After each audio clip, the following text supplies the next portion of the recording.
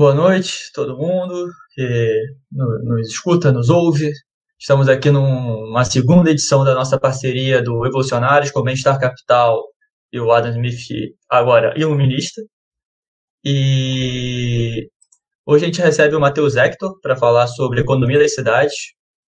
O Matheus ele é economista pelo INSPER, ele tem um curso de extensão distância, né, de Harvard, de Series X, né? E ele atua muito nessa área de urbanismo. E daí ele vai falar sobre economia das cidades hoje e muito sobre essa questão de urbanismo. Um dos nossos entrevistadores novos hoje, né, que não estava antes, é o Gabriel Nunes, também do Evolucionários. Ele é arquiteto e vai ajudar a gente, né, nessa entrevista agora, nesse bate-papo com o Matheus. Então, Matheus, se você quiser aí tecer algum comentário sobre quem é você, sua formação, ou qualquer coisa que achar pertinente, né? O tempo é seu.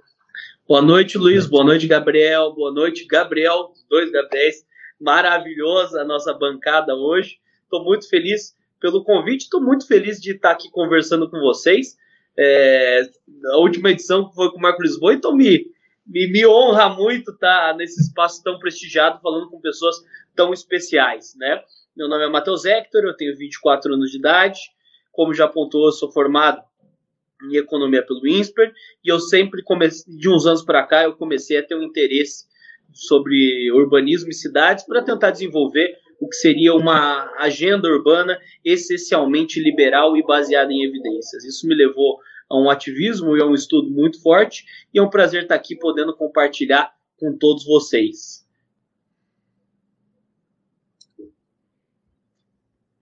Gabriel, se você quiser, você pode começar. Nunes. Só uma correção, eu não sou arquiteto ainda, sou graduando em arquitetura, quase arquiteto. É um prazer estar aqui com vocês hoje, prazer estar com o Matheus, que é um cara que eu acompanho há bastante tempo. E vamos bater um papo sobre economia urbana, porque, a meu ver, é uma agenda essencial.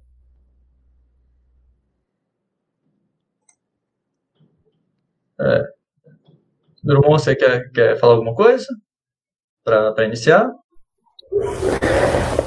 Eu compartilho muito do que vocês todos disseram, é um debate muito interessante. Eu, como escritor, também peguei muito essa parte de urbanismo, me interessa muito também. Eu espero que a gente consiga falar bem aí das cidades e todas as questões em ela. Tá bom, então eu queria começar com uma pergunta aqui que para mim é muito importante. O que você tem a dizer, o que você acha sobre a questão da regulação de tombamento nas cidades, principalmente de São Paulo e do Rio, que eu já escutei muitas críticas referentes a acabar, a dificuldade de se manter, né, um prédio tombado e tudo mais, e como que isso atrapalha na ocupação dessa região, né? Perfeito, Luiz. Eu acho que é um dos temas mais polêmicos e mais importantes que a gente tem que debater, que é a questão da preservação do patrimônio histórico. Mas antes de entrar mais a fundo na sua pergunta, me permite fazer um parênteses em relação a uma visão geral que eu tenho em relação ao planejamento urbano nas cidades brasileiras. Querendo ou não, a gente bebeu muito nas fontes modernistas, que tinham uma visão muito engessada de cidades, e promoveu uma série de restrições para se construir por meio de políticas como restrição de potencial construtivo e zoneamento. As consequências disso é um setor privado que não consegue ofertar o suficiente de imóveis para as pessoas, fazendo que a cidade, a cada momento, acabe se espraiando e botando as pessoas, muitas vezes, em situação de moradia irregular e informal. Isso acaba gerando uma série de consequências para as cidades brasileiras, como o trânsito, porque as pessoas saem de longe para chegar aos seus trabalhos, destruindo o meio ambiente, tanto pela poluição gerada por todo esse transporte, como a destruição de áreas verdes, de mananciais. Então a gente tem esse paradigma muito forte de um excesso de intervenção estatal que acabou tendo uma série de consequências inesperadas, não só em São Paulo, como na maioria das capitais brasileiras. Isso não poderia ser diferente na questão da preservação do patrimônio histórico, né? A gente vê São Paulo, por exemplo, no caso onde eu tenho mais conhecimento de causa, porque eu moro aqui e moro numa região cercada de patrimônio histórico, como que é o centro, uma dificuldade muito grande pelo seguinte: primeiro, uma dificuldade de governança, né? Quem tomba no Brasil? É o Estado, o município ou a federação? Na verdade, os três podem tombar. Então, você não tem uma governança muito clara. Então, vem um, tomba, mas isso está de acordo com os negócios da cidade. Ninguém mais ou menos sabe. A segunda é uma falsa concepção que você tem que o tombamento não tem custo para a sociedade. Na verdade, ele tem custo.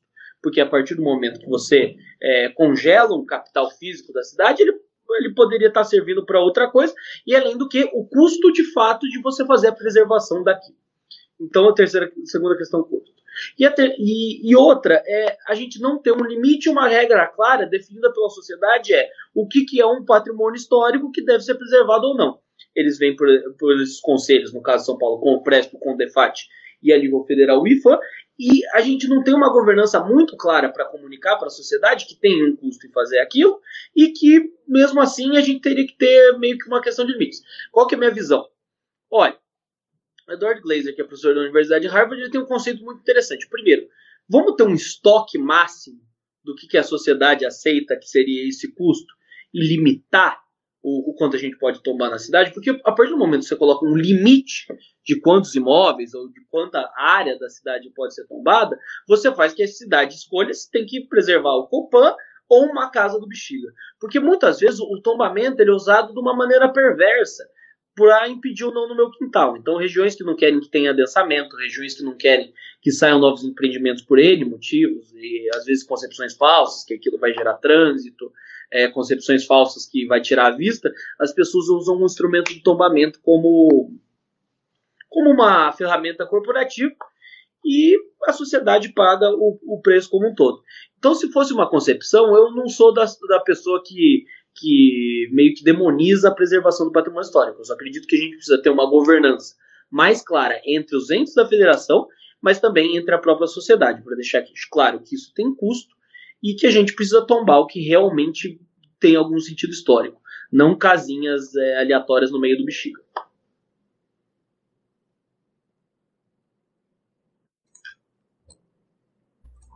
Perfeito, Gabriel. Bom, Matheus, aproveitando que você pincelou um pouco essa questão, eu lembro de ter visto recentemente uma entrevista sua à revista Poder, em que você defendeu uma reforma justamente do tipo de legislação de patrimônio que hoje impede a construção de edifícios verticalizados nos bairros Jardim Europa e nos outros dois que agora eu não vou recordar o nome ao certo. Enfim. Eu lembro de ter visto na repercussão da matéria muitas críticas à ideia que você defendeu. Há um certo senso comum uma certa confusão no debate público sobre o que significa a verticalização, o que significa o adensamento. Então, aproveitando que você tocou nessa questão, você pode desenvolver um pouco melhor essa ideia? Perfeito. Essa eu acho que é a principal ideia que a gente precisa desmistificar no debate público como um todo, e é o que está na fronteira do debate urbanístico no mundo, né? Vamos fazer uma digressão um pouquinho mais longa aqui, mas a minha visão, minha interpretação é que o urbanismo ele surge como uma maneira de tentar negar a cidade. Então você está ali no século XIX, uma cidade industrial totalmente sem infraestrutura, as pessoas chegando do campo, os países ainda com nível de renda muito inferior a hoje, e aí surge um grupo de pessoas que quer debater a cidade e surge sempre com o fenômeno de negar a cidade como se aquilo fosse uma coisa ruim para ser combatida, né? Então a primeira grande teoria urbanística que a gente tem, ela é da Cidade Jardim, do Eisenhower, que surge ali no fim do século XIX, tentando fazer toda essa espécie de zoneamento, gerar espaços, grandes espaços entre as residências e muitas áreas verdes. Isso se intensifica no século XX com o surgimento da Carta de Atenas, que deu origem ao movimento modernista e culmina na concepção do planejamento urbano de diversas cidades brasileiras, e até que a gente tem a grande caricatura que é a Cidade Brasil. Então, assim, o que acontece? As pessoas têm uma concepção que é o seguinte: uma cidade adensada. Primeiro, verticalização versus adensamento. Eu acho que essa é uma outra coisa que a gente tem que acabar desmistificando. Uma cidade ela pode ser vertical, mas ela pode não ser densa. É como o caso de alguns bairros de São Paulo, como Moema, que apesar de ter prédios de muitos andares, esses prédios têm outras regulações urbanas, como não permitir usar o terreno como um todo, que não permite que você construa em todo o espaço ali. Então você faz os paliteirinhos e poucas pessoas moram ali. A verticalização também é uma maneira de adensar, mas o importante é a gente sempre olhar é quantas pessoas moram por um hectare, um quarteirão por um quarteirão, quanto que moram as pessoas. O recomendado que a gente tem pelas organizações internacionais, o que a gente vê na cidade de Nova York, por exemplo, é uma média de 260 pessoas por hectare, né? O que a gente acaba vendo em São Paulo são números muito inferiores a esse. Por quê? Porque a gente cria uma série de restrições. Quando a gente cria essas restrições para se construir na cidade, o preço sobe, as pessoas vão para a informalidade. E o que acontece? Uma cidade que ela não é densa, uma cidade que você tira a densidade dela, as pessoas vão ter que morar longe. E quando as pessoas vão ter que morar longe, a gente tem uma série de consequências negativas. Então, o adensamento, por exemplo, todo mundo fala, eu sou contra o adensamento porque isso pode gerar trânsito. É justamente ao contrário. Quando as pessoas moram mais próximas ao trabalho, primeiro, se elas forem usar um transporte, um automóvel individual, elas vão ter que percorrer menor espaço. Quando elas percorrem menor espaço, isso reduz o trânsito agregado da cidade. Segundo, elas podem usar transportes alternativos. Ninguém vai percorrer 15, 20 km de bicicleta, mas a pessoa consegue fazer um trajeto de 3, 4 km de bicicleta. Então você incentiva esse meio de transporte e, sobretudo, o transporte mais importante que toda cidade tem que ter, que é a pé. A gente, São Paulo, querendo ou não, até por questões mais relacionadas à calçada, mas também relacionadas aos grandes deslocamentos das pessoas, as pessoas não usam esse meio de transporte. Então o adensamento, que as pessoas muito têm uma visão errada, primeiro, ele combate o trânsito. Segundo, quando você tem maior oferta de moradia, os preços caem. E você permite desfavorizar as pessoas. E sem contar a questão ambiental muito forte. Muita coisa que eu escutei, você está querendo tirar o zoneamento do Jardim Europa, isso vai destruir as árvores. Primeiro que eu nunca propus tirar nenhuma árvore do Jardim Europa, né? A gente vê no caso de São Paulo, a região de Genópolis, que teve um desenvolvimento antes da década de 70, onde surgiram essa série dessas regulações urbanísticas, que é uma região densa e arborizada. Mas a gente tem uma relação muito clara entre o adensamento e a proteção ambiental, porque quanto mais pessoas moram numa região, menos a cidade se expande, menos ela reduz. Então a gente vê no caso de São Paulo, uma cidade que já praticamente cresceu para a sua zona leste inteira, o Uruguai sai todo dia de lá para vir trabalhar no centro, na zona norte, que já atingiu seu limite geográfico por meio do Pico do Jaraguá, mas agora crescendo muito em região a direção sul, que é a região das nossas represas e mananciais. Então, o adensamento ele é uma maneira de proteger o meio ambiente. Sem contar de também ter um espaço de permitir uma democratização das áreas verdes da cidade. A gente teve uma capa na Veja São Paulo semana passada, feita pelo Raul Flores, que eu tenho uma grande admiração, que ele mostra onde você tem verde, Parque Ibirapuera, Parque Vila Lobos, os moradores se mobilizam sistematicamente para não deixar mudanças de zoneamento que permitam as pessoas morarem nessa região. E por outro lado, onde a cidade de fato é densa, que é na periferia, as pessoas não têm acesso às áreas verdes. Então, quando a gente está falando de adensamento, a gente está falando em reduzir custos de infraestrutura, a gente está falando em reduzir trânsito, a gente está falando em reduzir o preço da moradia e a gente também está falando em proteger o meio ambiente. O problema é que o imaginário do brasileiro ainda está nessa ideia ultrapassada de uma cidade-jardim, de uma cidade moderna, como a gente já viu em uma série de exemplos no Brasil e no mundo que não funciona. Aproveitando o gancho aí que você falou das pessoas acabarem morando longe por causa desses problemas regulatórios, mas também tem a questão dos programas habitacionais, como Minha Casa Minha Vida e outras coisas, onde as pessoas acabaram tendo que morar em lugares onde não tinham infraestrutura adequada, né? E para você, o que você acha, qual foram os maiores problemas desse programa e do BNH de antes e como você acha que deveria ser o desenho adequado? Não, perfeita pergunta, Luiz. Você já citou o BNH, então tirou a possibilidade de um gancho que eu daria. A política habitacional no Brasil sempre foi desastrosa, porque a gente sempre pensou em fazer números, quantos casos foram entregues, mas nunca pensou da relação da cidade com esses programas habitacionais. O BNH, como você bem citou para a nossa audiência saber, é um programa que foi desenvolvido pelo governo militar e, na minha visão, ele não tem nenhuma diferença por Minha Casa Minha Vida do governo Dilma. Eu acho que essa concepção, primeira, pensando numa questão onde o Estado deve agir nos programas de habitação social, eu acho que tem dois. O primeiro é na questão regulatória, que a gente pode ir mais a fundo, e na questão do financiamento. Eu acho que o financiamento está correto, ele tem que ser por meio de crédito.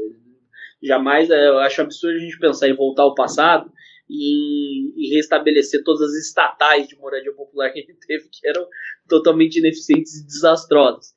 Mas o erro desses dois programas, na minha visão, é não pensar a cidade como um todo. Então, basicamente, precisamos entregar moradia barata, tudo mais. Então, vamos fazer um conjunto habitacional, como foi o caso da cidade de Tiradentes, a 30 quilômetros do centro. Então, ou seja, você pôs uma legislação urbana nas cidades restritivas. Daí chega o governo federal falando, não, prefeito, você precisa de terreno barato para fazer isso. Como o terreno fica caro por causa da regulação. Então, onde a gente vai pôr as pessoas? Vamos pôr pobre para morar cada vez mais longe. Então a gente construiu, primeiro, uma série de moradia. No caso de São Paulo, a cidade de Tiradentes é um exemplo clássico. Um conjunto habitacional para mais de 100 mil pessoas a 30 quilômetros da Praça da Sé. Primeiro, o que acontece? Todos esses problemas que a gente já falou da falta de adensamento nas regiões. Segundo, como você não tem atividade econômica, porque você não tem integração com a cidade, o lugar vai acabando vai se guetalizando, né? Vai virando um gueto, e daí começa a surgir a violência, começa a surgir as organizações criminosas na região, e é um problema, assim, gigantesco. E o problema que é engraçado, olha o nível da estupidez urbanística que a gente tem. A gente fez cidade de Tiradentes, esse grande condomínio de prédios populares longe do centro, e permitiu o zoneamento na região exclusivamente residencial. Ou seja, você já coloca a pessoa longe por um programa estatal e depois permite que ela não abra nenhum negócio ali. Isso foi, graças a Deus, calibrado no último plano diretor. Então, minha visão geral é o total desastre que a gente vê nessa questão. O que eu faria se eu tivesse hoje, eu virei ministro da habitação? Eu manteria o modelo por parte de financiamento, por essa contrapartida do governo federal, mas faria uma necessidade de uma contrapartida dos municípios. Então, ou seja, você quer receber recursos para construir moradia popular, você vai ter que mudar seu plano diretor para permitir o adensamento. A gente não vai mais patrocinar, vai financiar conjuntos habitacionais que sejam muito deslocados da cidade. E a partir disso a gente consegue ter uma cooperação mais do que faz sentido. O problema é que o governo federal não entrou na discussão, não entrou faz vários governos. Houve uma boa vontade por parte da equipe do atual ministério em querer fazer esse processo de contrapartida, mas ainda não ecoou nem publicamente, muito menos para a sociedade. O que eu vejo de positivo são iniciativas que estão vindo pelo próprio Ministério da Fazenda de trazer essa agenda urbana, essa agenda liberal como contrapartida para receber os financiamentos. Mas, sendo bem sincero, até então a gente só viu desastre. Então, Matheus, já que a gente está indo nesse sentido de adensamento, de regulação, queria entrar nisso que você costuma falar bastante, que é as leis, o plano diretor, o que impede ou dificulta essa verticalização da cidade. Essas questões de recuo, de limite de andares, etc. Para você falar um pouco sobre isso. Não, perfeita pergunta, Gabriel. Eu acho que é legal citar o exemplo de São Paulo, porque São Paulo é um experimento natural na questão urbanística. A gente teve até 72 regras quase inexistentes, muito brandas, e depois de 72, regras muito rígidas. O que a gente vê na cidade construída antes de 1972? Por exemplo, edifícios como o Copan. O Copan, para você ter uma ideia, ele tem uma área construída, o prédio tem uma área construída 22 vezes superior ao tamanho do terreno, né? Hoje, na cidade de São Paulo, você tem duas modalidades principais de construção. A primeira é muito restritiva, que é no miolo do bairro, onde você tem um terreno de 100 metros, você só pode ter uma área construída ali de 200 metros, e se você constrói mais de 100 metros, você paga imposto. Então, assim, a gente tinha 22 no miolo de bairro, a gente tem 2 hoje. E nos eixos de transporte público, que é uma inovação que o Haddad trouxe, você tem um corredor de ônibus ou uma linha de metrô, você pode adensar mais. Mas você pode adensar apenas 4 vezes, você pode construir apenas 4 vezes mais o tamanho do terreno. Então isso acaba gerando também uma série de problemas, porque você não consegue, fazer o adensamento. Mas isso reflete também um problema muito mais sério, você só consegue ter viabilidade econômica por escala hoje em projetos que são nessas regiões onde você tem um coeficiente de aproveitamento maior. Hoje, as áreas formalizadas onde você pode construir isso estão razoavelmente disponíveis, correspondem a apenas 3% da cidade. Então vamos fazer um exercício aí meio retórico. Você tem 10 milhões de habitantes na cidade de São Paulo. A cidade cresce 0,7% ao ano da população. Então, em 20 anos, as pessoas vão estar procurando casa para morar. E também uma série de fluxo migratório. São Paulo, para não aumentar o déficit habitacional, precisa construir 70 mil moradias por ano. E a gente não consegue fazer se apenas 3% das regiões da cidade está disponível. Então, é por isso que a gente vê um processo que a favelização ela não apenas aumenta, como ela vai cada vez mais para longe. O que eu brinco falando muito com o líder comunitário, Gilson, lá de Paraisópolis, é que, Gilson, vocês hoje são privilegiados, vocês moram numa favela que são até que razoavelmente perto do centro, apesar de todos os problemas. Então, sistematicamente, a gente vai viver esse problema por uma concepção equivocada, que é quase jargão político, uma parte do debate público brasileiro, parte da academia, sobretudo a classe política, que a gente precisa ter um controle da cidade, frear a especulação imobiliária, sendo que quando você faz uma conta aí de padeiro aí rapidinha, a gente vê que São Paulo caminha para um total, já está num total desastre habitacional, mas caminha para mais. É legal também a gente citar como exemplo, no Brasil, uma cidade que foi um pouco outlier de todo esse processo, que apesar de não ser um ideal urbanístico, que é o caso de Goiânia. Goiânia, apesar de ter algumas restrições dessas para construir, tinha uma outorga mais baixa, tinha um potencial construtivo maior. O que acontece? Hoje Goiânia tem muitos mais arranha-céus que a cidade de São Paulo. E também uma taxa de favelização de 0,2%, praticamente irrisória comparada com as outras capitais brasileiras. Então, a gente fica num sonho de passado de debater as coisas sem olhar números, sem olhar a experiência científica internacional. Perfeito, perfeito. Então, Matheus, aproveitando que a gente... Tá gostando, Gabriel? Pô, claro. Aproveitando que a gente tocou no tema da regulação e que a gente citou o nosso histórico de políticas de habitação, eu queria trazer um exemplo aqui que eu acho muito clássico nesse sentido. A Cidade de Deus, ela é uma favela no Rio de Janeiro completamente diferente de todas as outras. Enquanto você olha, por exemplo, a Rocinha, que tem um traçado completamente irregular, se você olha, por exemplo, no Google Maps, a Cidade de Deus é bem irregular. Os imóveis eles estão todos numa distância certinha do limite do lote. O arruamento, ele segue todos os padrões da prefeitura, porque a Cidade de Deus era um conjunto habitacional. E foi construído em 1970, se eu não me engano, final da década de 60, início da década de 70. E ao longo de dos últimos 40, 50 anos, foi um conjunto habitacional que era também afastado do centro urbano, monofuncional, numa área onde o zoneamento não permitia verticalização e não permitia outros tipos de ocupação da cidade. E, bom, hoje temos uma grande favela que sofre com o domínio do poder paralelo, é um bolsão de pobreza num entorno que tem um bairro relativamente até que rico. E é fácil a gente pensar que, bom, todos esses outros projetos que a gente viu do Minha Casa Minha Vida, que foi o último grande programa de habitação grande escala, vão ter um destino parecido. E se você olha o noticiário, você vê que, por exemplo, alguns dos conjuntos do programa que foram construídos na Zona Norte e na Zona Oeste do Rio de Janeiro sofrem com domínio de milícias, com assédio de grupos criminosos. E a questão que fica é como que isso não repete, não para frente, não o próximo programa, mas qual o tipo de intervenção que a gente pode pensar do ponto de vista do poder público municipal, estadual e federal para que essa história não se repita? Não, perfeita pergunta. Eu acho que é legal a gente dizer que o Estado produziu favelas estatais, né?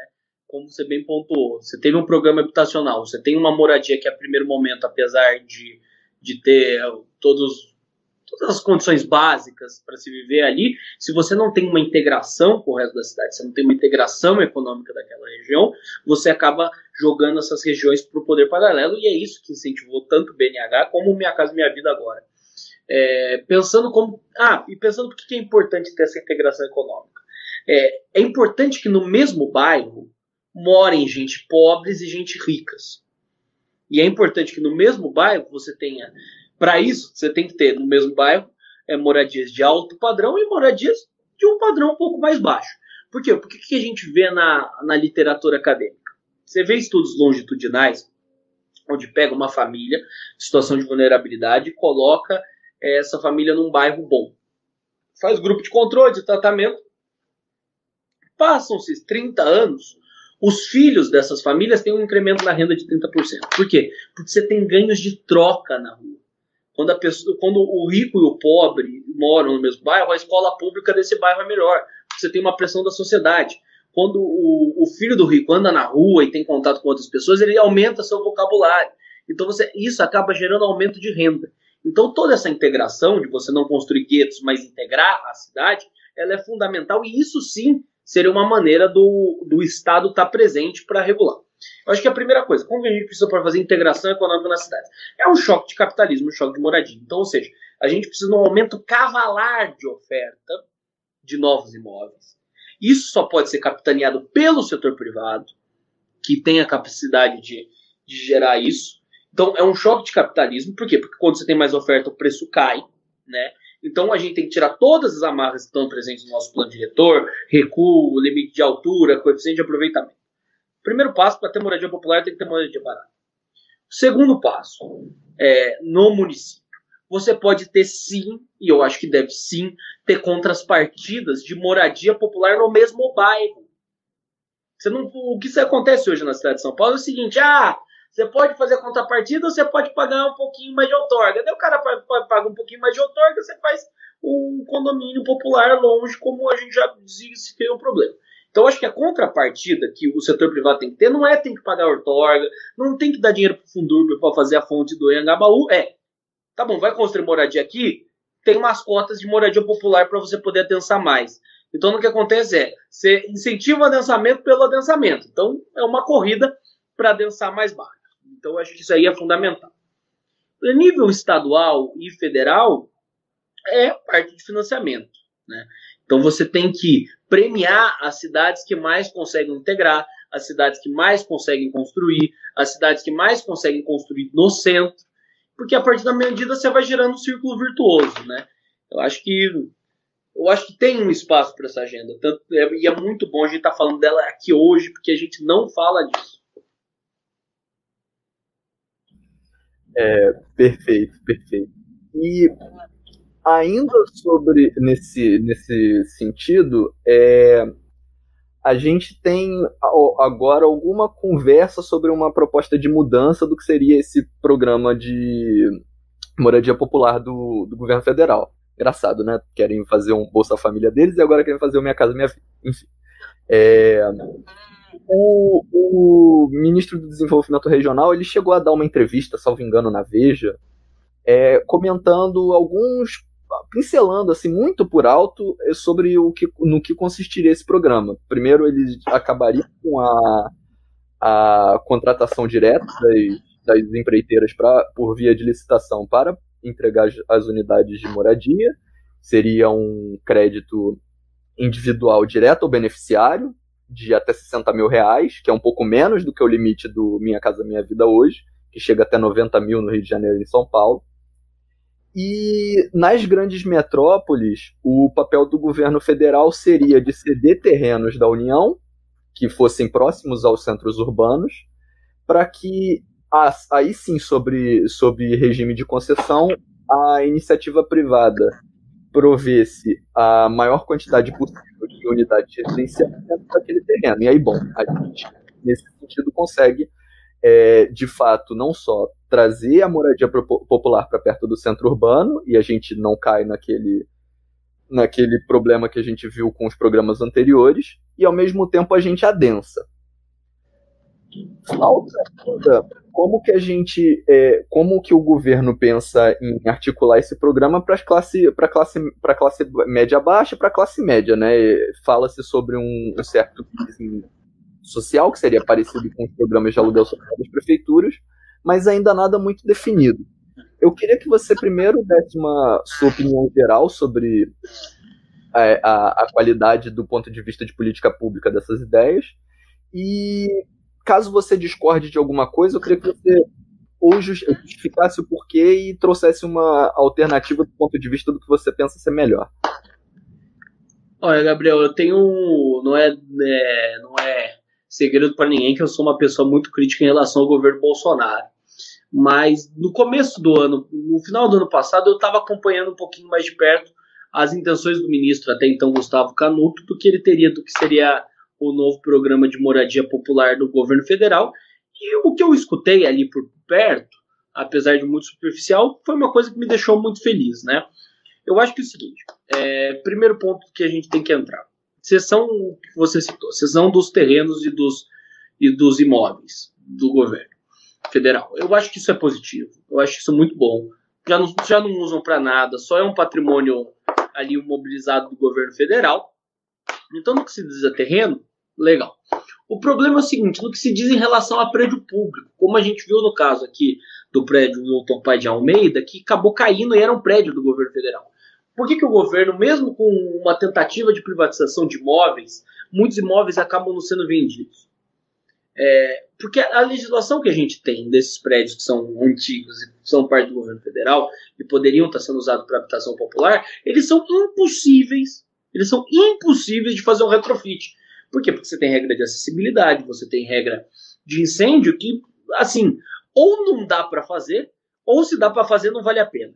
Então, o que teria que passar primeiro, na minha visão, é um pente fino de toda essa regulação do ponto de vista de corpo de bombeiros, né, de segurança, e do ponto de vista de acessibilidade. Se não, ou você vai privatizar e não vai pagar nada, ou você não vai fazer contrapartida para moradia, ou aquilo ali não vai vender. Então, acho que essa é a primeira questão da seção terreno. A segunda parte, eu não tive acesso ao programa, eu acho que nem o governo divulgou isso muito bem, mas parece positivo. Eu acho que a questão aí não é uma questão de intenção, eu acho que o diagnóstico está correto. Eu acho que falta mais ou menos entrar no detalhe dessa legislação legal e paralegal. Eu acho que é mais ou menos por esse ponto, mas a benevolência do Rogério Marinho parece legal. Eu acho que você deve ter uma opinião muito parecida, porque é a mesma coisa que a gente vê em relação a várias áreas desse governo. A gente vai fazer isso, mas você nunca tem acesso a uma coisa muito clara, né? Difícil opinar. E nesse caso eles precisariam também de O problema é como que a gente faz isso, né? Porque como a regulação de afastamento e potencial construtivo e tudo isso, ela é do ramo das prefeituras, e as regulações de corpo de bombeiro estão subordinadas aos governos estaduais, putz, cara, teria que ter uma capacidade de arranjo político com todos esses atores que eu acho que, Gabriel, não precisa tanto um arranjo político como um acordo entre... Deixa eu abrir um parênteses. Ô, Matheus, se você puder também só dizer mais ou menos o que seria o retrofit que você citou, parece realmente que é uma questão de adaptação de legislação, de questão de bombeiros, essas coisas, mas eu acredito que o público geral não tenha... Desculpa, é que é uma coisa que está tanto no jargão. Retrofit é basicamente assim, pegar um prédio que está velho, irregular, e reformar. Reformar prédio velho. Resumindo isso. Qual que eu acho que é a questão? Não é um arranjo muito difícil quando você parte da seguinte premissa. A gente vai liberar o recurso para os estados que adotarem essa legislação. Você adota, mas a legislação você ganha mais dinheiro. Você não adota essa legislação, você ganha menos dinheiro. E a mesma coisa para a prefeitaiada. Você chega para a prefeitaiada, muda o plano diretor aí, eu vou liberar mais não sei quanto de crédito para vocês, você vai ver todos os prefeitos mudando a legislação. E daí não vai precisar de gente chata como eu, azucrinando todo dia a classe política no debate público para resolver. Por quê? Porque você tem um poder real, né? Eu acho que assim, não é difícil construir esse consenso, desde que na legislação federal e na política federal as diretrizes elas coloquem isso como contrapartida. Isso é o que a gente faz mal no Brasil sistematicamente, né? A gente vê a aprovação do Fundeb aí também, só apenas 2,5% é em relação ao aumento de performance de aprendizagem. Então, assim, eu acho que tem uma dificuldade da União de entender que se ela dá um incentivo certo, vai dar tudo certo. E você também tem uma dificuldade isso também tem muito corporativismo aí que impede que as coisas aconteçam. Mas se eu fosse hoje o senhor Rogério Marinho, toda a minha política habitacional ela estaria ligada a dar os incentivos corretos financeiramente para os estados e municípios que adotassem as melhores práticas. Legal. Só hoje eu descobri que São Paulo tem esse problema de calçadas. Eu vi hoje o Marcelo Tais falando sobre isso naquele CityX, que ele tem um vídeo no YouTube falando sobre isso. E agora você falou também na primeira pergunta. Eu fui em São Paulo só uma vez, eu não andei muito, eu fui na Paulista, eu não percebi esse problema, mas tem bastante tempo também. Você foi no lugar onde tem a melhor calçada de São Paulo, que é a Paulista. Provavelmente. É isso que eu queria entender um pouquinho também. Tipo, qual é o grande problema das calçadas? É esburacada? Não tem o espaço? Realmente eu não conheço, eu gostaria de entender um pouquinho. É tudo que você pode imaginar. É buraco, é o cara que tem a preguiça de fazer deixar linear e põe meio que umas escadas na calçada. É o cara que coloca todos os impeditivos possíveis, seja arbusto, seja não sei o que lá, para ninguém conseguir andar na frente da casa dele. E isso. Tem rampa de acessibilidade, alguma coisa assim também? Ou, tipo, Gigante, um gigante problema de acessibilidade. Eu acho engraçado, a gente coloca acessibilidade, padrão de acessibilidade século XXI em prédio construído na década de 30, 40, e a prefeitura não consegue entregar o mínimo, que é uma calçada onde qualquer um possa andar. Isso é a realidade que eu estou comentando muito por cima no centro expandido. Na periferia a situação é muito pior. Então o que eu acho? Tem onde está a solução? A primeira tem que ter padrão. Nos grandes capitais do mundo onde você vai, Paris, tudo mais, você tem um padrão da calçada. Ou seja, a calçada do prédio X é igual ao do prédio da frente, que é igual ao do prédio do lado. Dito isso tem que ser adaptável para vários lugares da cidade. Tem lugar que você pode ter um espaçamento maior, a qualidade de material maior, padronização do material. Então, qual que é a primeira coisa que tem que ser estabelecida por parte do poder público municipal? Esse é o mapa das calçadas de São Paulo. Nessa região a calçada é assim, assado, usado tal material, tem que ter piso tátil, não tem que ter piso tátil, vai ser desse tamanho, pode não ter, pode ter tal. Primeiro é isso. Qual é o padrão? Temos um padrão. Todos têm que seguir esse. Hoje não tem. E o segundo é quem paga a conta. A prefeitura não vai ter dinheiro para investir o que precisa na cidade de São Paulo de 21 bilhões para fazer todo o recalçamento da cidade. Então o que você tem que fazer é um regime de cooperação. Hoje a responsabilidade é por parte do dono do imóvel. O que eu proponho? Um regime de cooperação. É o seguinte, aprovou o mapa das calçadas da cidade de São Paulo, o padrão tem que ser assim, tal, em todo lugar, aprovou. Os donos dos imóveis têm, a partir daquele dia, 18 meses para fazer a adaptação. Você tem 1 ano e meio para mudar. Você não mudou, não tem problema. Você vai pagar mais no IPTU nesse ano, vai pagar, e a prefeitura vai lá e muda a calçada para você. E ainda com uma multinha, um pouquinho a mais, e tudo isso que sobra, a gente consegue fazer o calçamento de regiões que são irregulares. Porque tem um lugar onde as pessoas não têm matrícula do imóvel, onde são ocupações, onde são regiões onde você tem aquele problema, ou vacância do imóvel. Então aí você consegue subsidiar as outras regiões. Eu acho que tem que ser mais ou menos isso. Primeira coisa, padronizar. A segunda coisa é fazer esse modelo de cooperação. Você se adaptou, tá certo? Não tem nada. Não tá certo, você vai pagar, a prefeitura chega e faz para você. Mas vai ser mais caro. Isso. Você acha factível fazer isso para a cidade inteira? Por exemplo, nas partes onde as pessoas têm menos renda, não seria meio complicado passar essa conta para elas? Mas onde as pessoas têm menos renda, essas pessoas nem pagam IPTU. Essa é a grande triste realidade. São Paulo é uma cidade onde 30% da cidade é formal, 70% é informal. Então, por exemplo, lá em Paraisópolis as pessoas não pagam IPTU e daí assim, não vai. Daí a regra também. A regra não consegue chegar nessas pessoas, entendeu? Mas elas não ficam com o nome sujo, alguma coisa assim, ou não? Não, porque não tem IPTU. Provavelmente não tem registro de imóvel, Luiz. Não tem registro de imóvel. Aquele imóvel, é aí que a gente pode entrar numa pauta importante de regularização fundiária. Mas o cara que está numa ocupação, numa situação de vulnerabilidade, ele já não tem CEP, ele já não tem calçada, ele já não tem absolutamente nada. Então, nesse modelo, nem tem como você cobrar o IPTU mais porque o cara já não paga. Mas ele não paga porque chega o carnê e ele não tem dinheiro para pagar. Ele não paga porque o carnê não chega, porque aquele imóvel não existe.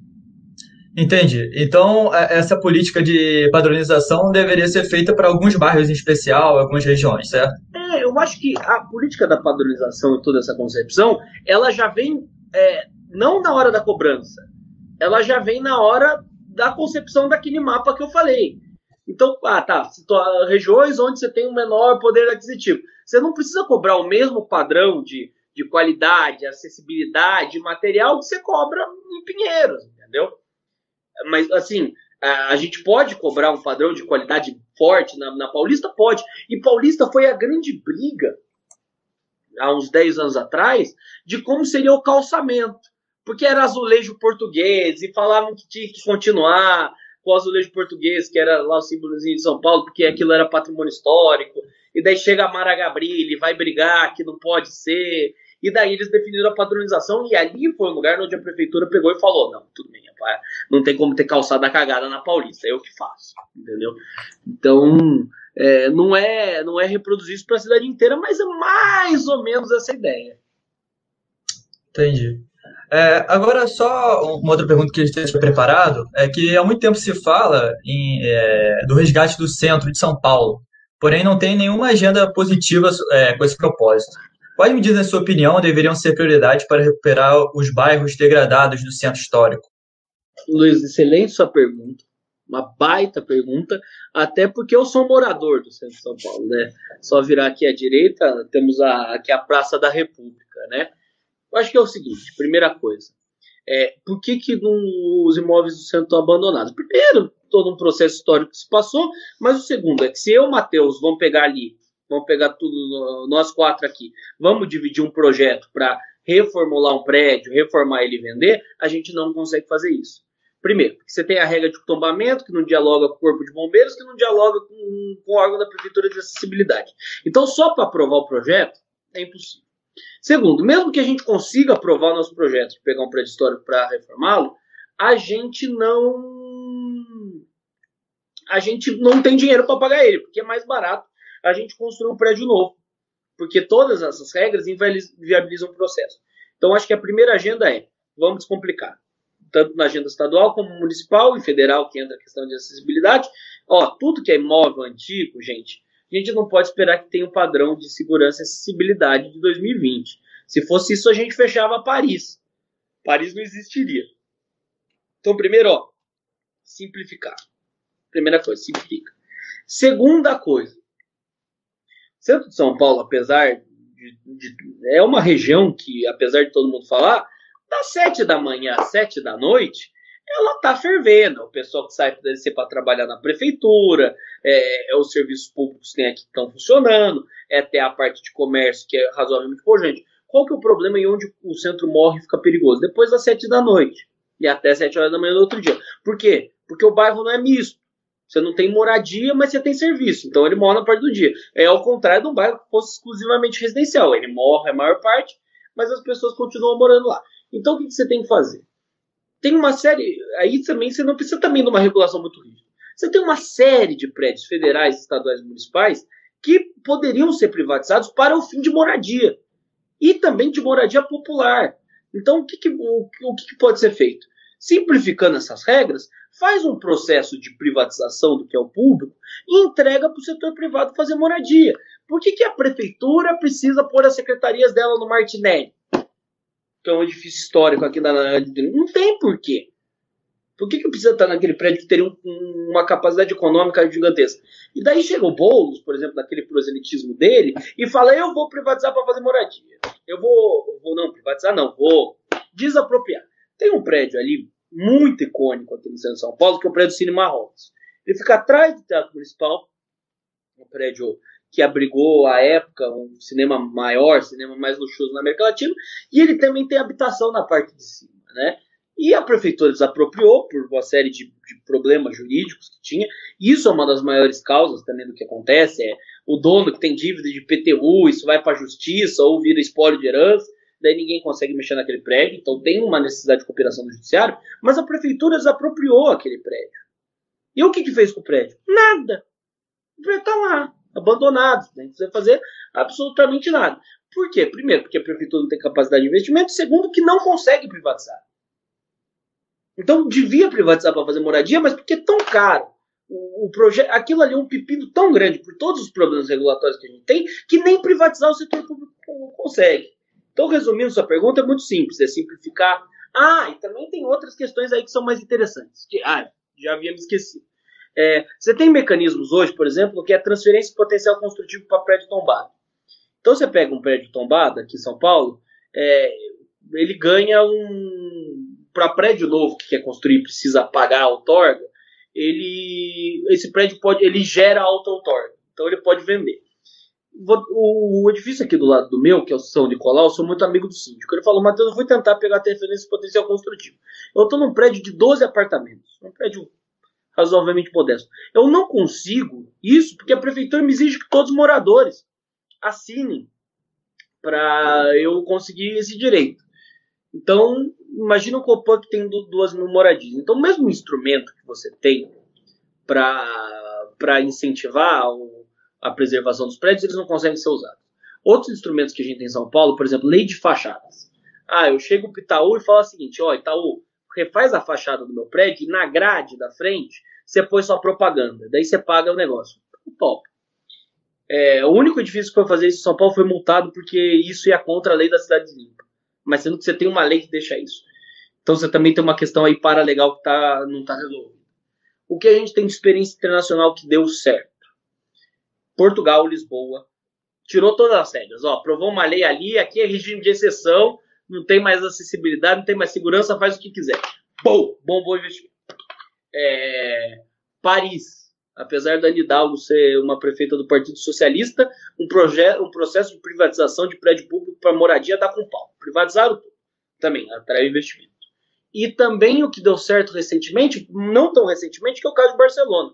Barcelona, quando foi receber as Olimpíadas lá, eles fizeram um projeto chamado Barcelona Posteguapa, que era basicamente uma lei da fachada, mas um pouquinho mais ousada, que é o seguinte: você chega para a empresa, você vai reformar a fachada do Copan, você tem sessão de 15 anos do topo ali do prédio para fazer propaganda. Hoje isso não poderia acontecer por causa da lei da cidade limpa. Então teria que ter uma flexibilização da legislação. Eu acho que a gente não precisa inventar uma roda, não. A gente tem uma série de exemplos no mundo do que deu certo.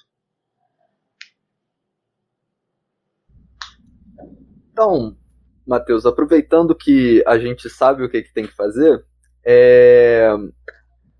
tem o problema de como que a gente convence a população de que isso é o que a gente sabe que tem que fazer. Por exemplo,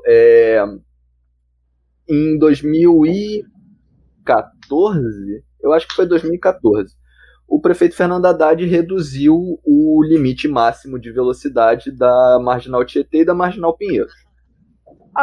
Havia bastante estudo a respeito, estimava-se que isso diminuiria o índice de acidentes, reduziria a velocidade máxima dos veículos, mas aumentaria a velocidade média, então você teria menos trânsito, menos poluição, a qualidade de vida da cidade melhora, o número de acidentes e o número de vítimas diminui, você só tem ganho para a prefeitura, para o estado e para a União. Ok. Bom, e para as pessoas. E para as pessoas, todo mundo ganha. Acho que foi uma das medidas mais impopulares da história da Prefeitura de São Paulo. Fernando Haddad não se reelegeu muito em cima de certa propaganda que se fez em cima disso. Falava-se sobre a indústria da multa, toda a demagogia que a gente conhece. Bom, como isso é um exemplo. O caso da verticalização é a mesma coisa. Fala-se sobre interesses do mercado imobiliário, nesse caso. O problema a questão da densidade urbana, fala-se sobre, porque isso tem impactos na qualidade de vida, as pessoas moram em apartamentos muito pequenos e tal. Sempre tem contra o argumento embasado, o argumento acadêmico, sempre existe um certo senso comum que não se funda em muita coisa, não resiste a uma análise mais razoável dos dados. Como que a gente entrega para a população, de uma maneira que seja palatável, essa informação de que, olha, a gente sabe o que tem que fazer, o que precisa ser feito é isso, vai melhorar desse jeito? Como que a gente leva esse debate para as pessoas? Gabriel, eu acho legal essa pergunta. Eu tenho um amigo político mais velho, assim, político do interior, e ele me falou uma coisa que me marcou pro resto da minha vida. Matheus, o desafio da política é fazer o óbvio ser verdade absoluta. E é mais ou menos isso. Como a gente faz para conseguir atingir isso? Eu acho que é a dedicação de todos os meus dias, é a dedicação do que eu me propus a fazer na vida. Comunicar para as pessoas com calma, trazer as evidências, às vezes você precisa ser combativo para deixar claro, mas às vezes você tem que ter calma para poder explicar.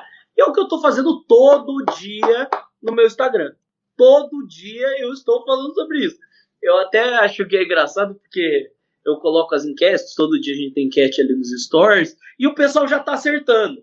Então acho que ali as 4.000 pessoas mais próximas minhas que interagem comigo, eu acho que eu já consegui trazer algum impacto. O que a gente tem que fazer é pôr a agenda urbana no debate. A gente dá muita atenção, com razão, às merdas que o Bolsonaro fala, a toda medida de política econômica que é feita pela equipe econômica, mas a gente não abre um espaço tão grande na rede social e no nosso dia a dia para debater isso, né?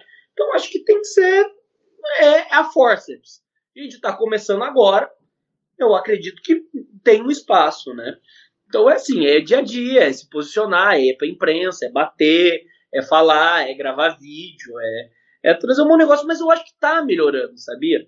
Você vê medidas tipo, para a lista aberta, todo mundo contra, agora o pessoal já é a favor.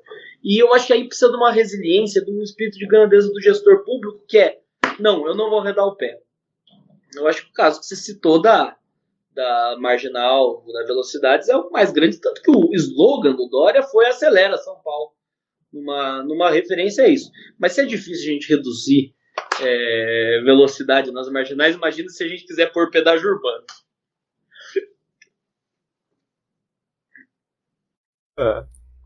E aí, novamente, a medida conhecida e ela é impopular. Gabriel, meu sonho é ser o prefeito mais odiado da história de São Paulo. Eu não quero ser prefeito. Eu quero ser aquele prefeito que sai com 4% de aprovação, apanhando na rua, mas fez tudo e chega uma hora que essas coisas ficam. A Paulista Aberta é do Haddad também. Isso ficou, porque quando é bom e as coisas ficam por tempo, tem tempo de maturar, as pessoas vêm. E a sociedade vai mudando. Eu acho que a gente está muito mais aberto à discussão urbanística hoje do que quando a gente começou 3, 4 anos atrás. Tá longe? Tá, mas tá melhor. Vou aprender com você a ser otimista assim, bicho. Você já imaginou ver candidato prefeito na principal metrópole do Brasil falando de adensamento? Estão falando. Começaram a falar. O Link começou a falar, no Caos Planejado, o Raul começou a falar, eu comecei a falar, todo mundo começou a falar, daí isso começa a entrar no debate político. Porque as pessoas precisam apresentar algo novo para os problemas que estão aí. Eu acho que no longo prazo a gente vai ganhar essa discussão. Já estamos ganhando. Ótimo. Ô, Drummond, pode fazer a sua pergunta que você preparou? Então, Matheus, queria entrar agora num tema que me interessa bastante, que é subúrbio. No século XIX, a gente começou a ter essa associação de classes baixas com doenças, com perigo, criminalidade, e aí começou um processo de higienização social. Aqui no Rio de Janeiro, a cidade foi muito dividida geograficamente, né? Com a Zona Sul sendo um lugar para elite e o resto da cidade sofrendo muito descaso com o poder público. Então eu queria te perguntar, aí em São Paulo, como é esse processo de higienização social? O que a gente vê na cidade que demonstra isso? E queria que você falasse como você acha que é possível integrar o subúrbio com os centros urbanos, considerando que as pessoas que moram no subúrbio têm uma renda e uma acessibilidade menor. Eu acho que é o seguinte, é basicamente tudo que a gente falou dessa questão do adensamento. Eu acho que, repetindo, a gente precisa ter um choque de capitalismo para tirar as pessoas que estão longe e colocar elas no centro, e ao mesmo tempo a gente precisa de um choque de solidariedade muito forte por meio de uma política de habitação social que seja ousada e permite que as pessoas morem no mesmo bairro. A gente não pode conceber que rico mora num bairro e pobre mora em outro. Eles têm que morar no mesmo bairro para a gente ter essas trocas que vão inibir violência, que vão trazer ganhos econômicos, que vão aumentar a renda das pessoas no longo prazo. Então, pensando assim, como que se resolve o problema? Em 20, 30 anos, dando biscoito para o setor privado fazer moradia de qualidade nas regiões mais próximas. Eu acho que, assim, pensando na minha visão de subúrbio, no longo prazo, é não existir subúrbio. É fazer o anti-higienismo. É trazer as pessoas que estão longe para perto. Mas sempre que a gente traz qualquer ideia de requalificação urbana, não necessariamente dos subúrbios, às vezes de áreas que são degradadas, mas estão perto do centro urbano. Por exemplo, no Rio de Janeiro teve o caso da reforma do Porto, na época o Porto do Centro, né, hoje Porto Olímpico, na época das reformas urbanas no contexto das Olimpíadas e da Copa do Mundo. Falou-se muito sobre o problema da gentrificação, das pessoas que moravam ali seriam expulsas dos seus locais de moradia por conta do aumento de preços dos aluguéis, do custo de vida, tudo mais. No caso de São Paulo também, hoje em Taubaté fala-se sempre do mesmo problema da gentrificação. Sempre que a gente fala de melhoria da qualidade de vida de áreas urbanas que hoje são degradadas, o fantasma da gentrificação aparece. E, bom, tem essa visão, de certa forma, sociológica sobre qual que é o papel daquelas pessoas ali enquanto moradoras, e há uma outra corrente que enxerga isso como um movimento natural do mercado. Bom, tem mais gente procurando, o preço sobe. Como que você enxerga essa questão? Eu acho legal essa questão da gentrificação, porque ela é um sinal que a gente precisa parar de ficar escutando qualquer jargão que não tem base na evidência que a esquerda traz, né? Se a gente for levar ao pé da letra a ideia de gentrificação, você não faz nada numa cidade, ou melhor, levando o raciocínio provando pelo oposto, a gente teria que fazer intervenções urbanas que piorem a cidade para o preço cair, né? O John Bunting, que é um urbanista americano, ele mostra que, na média, o fenômeno de gentrificação ele é raro. Geralmente o que acontece, mesmo com as intervenções urbanas, as pessoas continuam morando lá. Então, assim, isso aí é aquela coisa que é só gogó. Para mim, gentrificação é o equivalente ao calote da dívida externa do que o pessoal da esquerda fala na questão econômica. Beleza. Agora eu queria ler algumas perguntas também do público. Pode botar na tela a pergunta? Tá, valeu. Então, o Calé perguntou: Matheus, existe algum limitador legal aqui no Brasil que nos impeça de implementar um modelo de fachadas parecido com o de Nova York? Tem, que é a taxa de ocupação, né? A taxa de ocupação que está caindo em desuso em muitos planos diretores, que é quantos % do terreno você pode usar no máximo. No caso, se você quer ter fachada ativa, você precisa usar 100%, porque o terreno tem que ficar rente à rua. Isso a gente melhorou. O plano diretor, o último que saiu agora aqui em São Paulo, ele não apenas permite isso, como ele incentiva dando potencial construtivo. Eu acho que é uma boa. Aí eu acho que é regulação positiva. Quando você tem fachada ativa, você tem comércio embaixo, você não tem recuo, você tem olho na rua, você tem fruição, você tem segurança, e isso dá bom. Eu acho que a regulação tem que entrar em questões como essas, quando ela acaba gerando essas externalidades que são boas para a cidade. Entendi.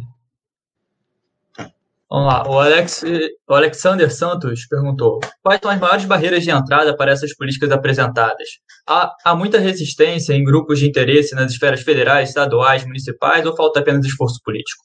Não, elas são duas. Existe falta de esforço político, mas não é o que explica porque isso não é implementado. O que implica são duas coisas. A primeira é a ideologia. A gente tem um debate urbanístico totalmente ideologizado pela esquerda, que fica votando sempre as mesmas coisas, que precisa parar a gentrificação e especulação imobiliária. Então, querendo ou não, nossos planejadores urbanos, eles acreditam nisso. O relator do último plano diretor de São Paulo era o Nabil Bonduque, do PT, professor da FAO.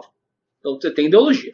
Mas o segundo você tem o não no meu quintal, que as pessoas que não querem que a cidade adense, porque com mais móvel no bairro dela, mais o preço cai por maior oferta de imóvel. Então ela tem uma perda econômica, além de um certo preconceito enraizado que a gente tem na nossa sociedade. Beleza. Gabriel, pode fazer mais uma pergunta. Depois a gente faz a última pergunta Depois que faz a outra pergunta do faz a última do público e aí eu fecho com mais uma. Tá. Já tá dando mal. Então, tá. Pode botar na tela então. Sim. Há pouco tempo atrás, quando o Dória ainda estava como prefeito de São Paulo, ele iniciou algumas ações na região da Cracolândia. Apesar da região estar recebendo alguns investimentos imobiliários, não sei se em uma tentativa de afastar os usuários para o local e a presença de equipes de atendimento aos usuários terem se intensificado, o problema parece continuar do mesmo jeito de sempre. É difícil fazer uma pergunta específica sobre esse problema. Então, o Matheus tem propostas... calma aí. Tem propostas específicas para esse problema. Então, o Matheus tem propostas efetivas para tentar resolver, amenizar o problema da Cracolândia? Essa pergunta você tem... Excelente pergunta do Hugo, é uma das perguntas que eu mais escuto. O problema da Cracolândia ela não é apenas um problema de saúde pública, ela é também um problema de saúde pública causado pelo crack, né? Mas ele também é um problema de dominação de um território da cidade que acontece pelo tráfico, né? E isso acontece em outras regiões da cidade, só que ali ela é muito mais escancarada, né? O que tem que ser feito? Ali é um projeto de urbanismo social que seja muito ousado e que foi já realizado em outras cidades do mundo, como que é o caso de Bogotá. O que você precisa? Você precisa de um choque de segurança e ordem, ou seja, mão pesada da polícia para combater o tráfico, secando a fonte de financiamento dos caras, para os caras não ficarem lá. Não tem como não fazer isso. Também mão pesada na questão de ordem urbana, de manter a região sistematicamente limpa, de não permitir que as pessoas acampem lá e tudo mais, que é a parte politicamente incorreta da resolução do problema, mas também tem a parte politicamente correta da solução do problema, que é uma questão de você dar uma oportunidade para as pessoas. O que Bogotá fez era muito legal. Ela chegava com a mão pesada, ela chegava com inteligência policial, mas ela também chegava com uma recomposição do serviço público. Então, que eles fizeram uma espécie de céus gigantes para mostrar, o Estado está aqui, o Estado está aqui para dar a infraestrutura para você. Então, é a mesma coisa. Você precisa de um choque de ordem, mas você também precisa de um choque de solidariedade, por meio de alternativa de moradia para pessoas que já estão lá, compensação de alguma forma onde a pessoa não fique na rua. Então, tem que ir secando, mas o problema é que mesmo fazendo tudo isso, tem uma chance de você estar enxugando o gelo e isso ser a apropriação de outro espaço urbano que não é o atual. Então, assim, é um grande desafio. Não é só São Paulo que sofre disso. Los Angeles recentemente está vivenciando isso, mas também é aquela coisa meio natural, né? As cidades acabam morrendo e acabam tendo toda essa depravação urbanística porque as pessoas não conseguem ter acesso a moradia barata e ela tem que ir para longe. Então você tem que, em curto prazo, um projeto de urbanismo social, aumento de policiamento, aumento de ordem, mas no longo prazo você dar a oportunidade de dar acesso a boa moradia. Você citou Bogotá, mas Portugal também é bem protagonista nesse assunto, né? Eles fizeram uma política de drogas bem interessante, não criminalizando mais o usuário, e além disso, acho que a prefeitura, se não me engano, dá seringas limpas sempre para os usuários, né? E só com uma contrapartida eles não ficarem tipo, na parte mais central da cidade? Acho que é alguma coisa nesse sentido. Você tem conhecimento dessas políticas? Eu não conheço, mas eu vou pesquisar saindo daqui porque eu achei muito legal. Eu tenho uma visão meio superficial da política antidrogas de Portugal, mas eu compactuo totalmente com a ideia que a política de drogas que a gente adotou no Brasil e em vários países da América Latina é totalmente punitivista e desastrosa. Sim, mas tipo de incentivar também com que eles não fiquem aglomerados em área de grande trânsito, alguma coisa assim. Poderia ser, mas parece interessante esse negócio, mas por outro lado me parece muito escroto. Se fode aí, só não fica todo mundo junto pra gente... Mais ou menos, né? Porque não é muito se fode aí, porque, por exemplo, essa questão de dar as seringas e trocar fez com que o número de HIV lá em Portugal caísse muito, porque... não, isso aí eu acho super legal, o que eu tô falando, não de dar seringa, isso eu não vejo nenhum problema, não tem nenhum moralismo dessa parte. A questão eu digo o seguinte, de ter contrapartidas, entendeu? De dar algum benefício também para os usuários, fazer alguma coisa. Não é tipo só pelo viés da repressão, mas tipo de algum tipo de bonificação e de incentivos. Não, é o que eu disse na segunda parte, né? Que Bogotá fez muito sistematicamente na questão da reconquista dos territórios urbanos do Estado em relação ao tráfico, né? Eu acho que eu foquei demais na parte da mão pesada, mas só para dizer que também era importante, mas não sou um Zé Polícia. Então, Matheus, aproveitando que... Vou te dar uma oportunidade agora. Aproveitando que você falou na pergunta passada mais sobre a repressão, eu queria te perguntar... É uma pergunta ampla e você responde do jeito que você quiser pra gente fechar aqui, que já tá dando uma hora, né? Perfeito. Eu lembro de um texto seu muito bacana, acho que saiu na Veja, sobre o que São Paulo poderia aprender com Paraisópolis. Sim. Muito bacana. E, cara, quando a gente fala sobre o domínio do poder paralelo na cidade informal, quando a gente fala sobre a péssima qualidade das habitações, eventualmente a gente tem que tocar na reforma urbana das favelas. Não tem jeito. E, o caso de Medellín, nesse sentido, ele é muito icônico, foi um programa de muito sucesso, foi tocado durante 3 governos, sempre com 3 governos de alinhamentos políticos diferentes, mas com o mesmo objetivo em mente. O problema é que isso vem com custo. É necessário, além da mão pesada que você citou, uma ação integrada de várias esferas do poder público, a secretaria, todas as ordens entram junto, desde a Secretaria de Habitação, a Secretaria de Saúde, a Secretaria de Segurança, e há muito gasto. Não tem como fugir disso. Custa caro você reformar uma área grande da cidade. A pergunta que fica para mim é como que a gente toca essa agenda numa situação tão grave de colapso fiscal realmente das prefeituras municipais. É osso essa discussão, mas vamos primeiro pelo fim. Como a gente consegue espaço fiscal? De 2 maneiras, aumentando receita de 200 pesos. Eu acho que a política fiscal ela tem que parar de ser, no Brasil, corte sistemático de investimento, e a gente tem que ir para a agenda difícil, que é, mesmo no caso do município de São Paulo, que fez uma reforma da Previdência muito branda. Então a gente tem que retomar essa discussão na parte onde estão os principais gastos, que é pessoal e aposentadoria. Então, uma intensificação de uma reforma da Previdência Municipal, ela é importante. Uma reforma administrativa que tenha impacto fiscal, mas também tenha essa possibilidade de melhorar os serviços públicos, né, com unificação de carreiras, fim da progressão automática, uma curva forçada. Eu acho que a primeira questão é achar espaço fiscal no meio das maiores linhas de custo, que é pessoal e aposentadorias, tanto de ativos como inativos. A segunda parte, e também pelo aumento da capacidade de investimento dos municípios. Como você faz capacidade de investimento? Melhorando receita. A gente tem espaço para aumentar imposto? Eu acho que não. Então, o que você faz? Melhorando o ambiente de negócio. A partir do momento onde a gente destrava, até mesmo nessas questões urbanísticas, que, na minha visão, onde está a maior geração de peso morto, de perda de investimento, que é no setor da construção civil, você tem um aumento de arrecadação muito forte, né? Então aí, a partir disso, você pode pensar em como você vai dizer isso.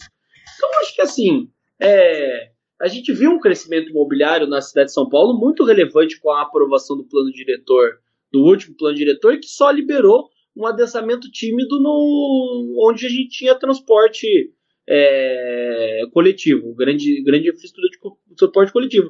Eu acho que se a gente libera isso para a cidade como um todo, a gente tem uma grande possibilidade de potencial econômico, e a partir disso é dinheiro que tem que ser investido nas pessoas e não no próprio Estado.